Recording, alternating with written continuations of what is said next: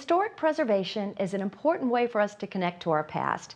Here to tell us how the city is recognizing Historic Preservation Month is Jessica Cosmas, Historical Services Manager with Parks, Recreation, and Tourism. Welcome. Hi, thank you for having me. So, how is the city celebrating Historic Preservation Month? So we are doing a lot of different projects across the city. We are not just focused during the month of May for historic preservation. We work all year round. So currently what we have going on is that we recently moved the Great Bridge Memorial from City Hall back to Great Bridge. I don't know if anyone has noticed that move. I noticed it. Yeah. I noticed, like, where did that go? So, and you moved it back. Was that the original location? Yeah, so that monument was dedicated by the Daughters of the American Revolution, the Great Bridge Chapter, way back in 1902. And it was originally laid on the south side of the Great Bridge. And then when the City Hall complex was built, it was moved there in 1963, 64, I believe. And it's been hanging out there for a while. But we have now decided to move it back to roughly its original location. Yeah. That's pretty cool. So, can you give me an estimate of how many historic structures there are in the city? And I know that's going to be a pretty large number. Yeah, so just to, for time's sake, we're going to highlights. Yes, we're going to stick to the 10 different sites that are listed on the National Register of Historic Places. So there's the Albemarle and Chesapeake Canal, the Dismal Swamp Canal, of course, the area where the Battle of Great Bridge occurred, Centerville Fentress District, the Oaklet District, there's South Norfolk, and the Sunray Agricultural District, and then we also have the Portlock School, Right. The Cornland School, and then Wollaston. So the Cornland School, you mentioned that. That's a pretty big deal recently. They've actually moved that building. Correct, yes. We moved that from its site on Benefit Road to the future site of the historical village off Glencoe Street, which is right next to the Dismal Swamp Canal Trail.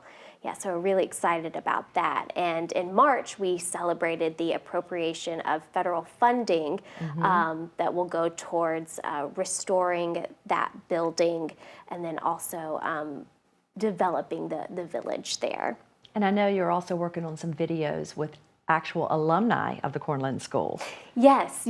So since March, we have met with several alumni and also the Cornland School Foundation Board to record the memories that the alumni have of their time at the school. So that's been really exciting. Yeah, I look forward to seeing those videos. Yes. So how does a structure qualify for historic preservation? That's a great question. So there are typically 3 different factors that the National Register looks for to qualify. So there's age. The structure needs to be at least 50 years old. There is integrity, which has to do with how much the property itself has changed over time. And then also significant. So how can it be linked to important events or people? So what makes a district historical? I know like there is a historical district in South Norfolk. Yes, and South Norfolk is interesting because it is nationally listed, but we also have it locally designated.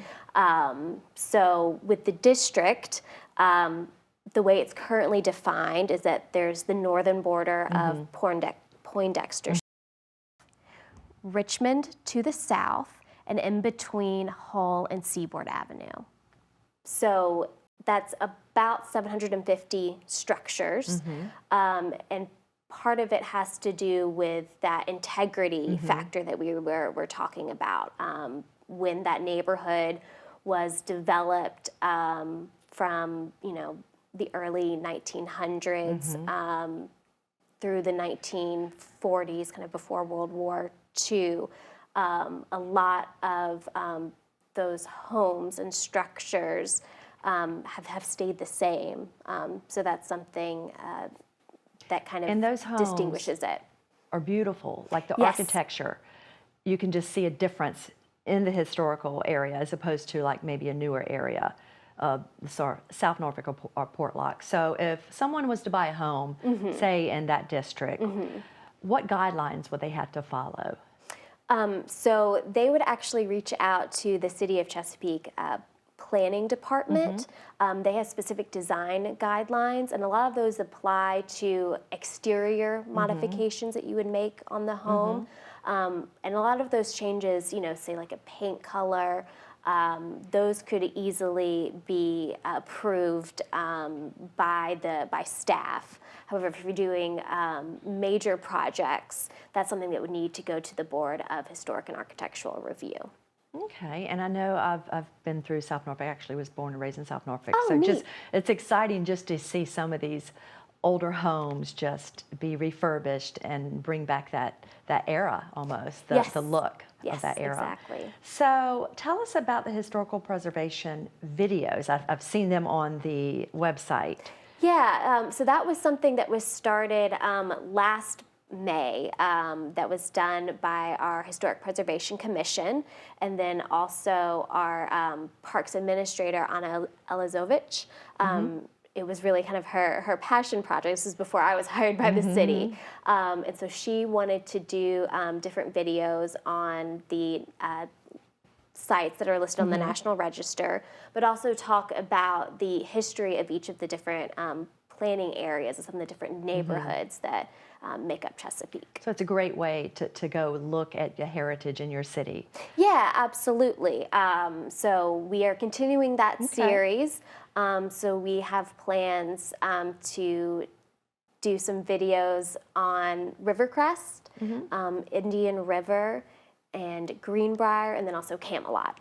Okay, so tell me where someone can find those videos and more information if they're interested in the historical sites in Chesapeake. Sure, so those videos are going to show up on the Historic Preservation Commission's Facebook page, Okay. and then also our website. All right, well, great. Thanks so much, Jessica, for joining me today. I appreciate it. Yeah, thank you. This is great.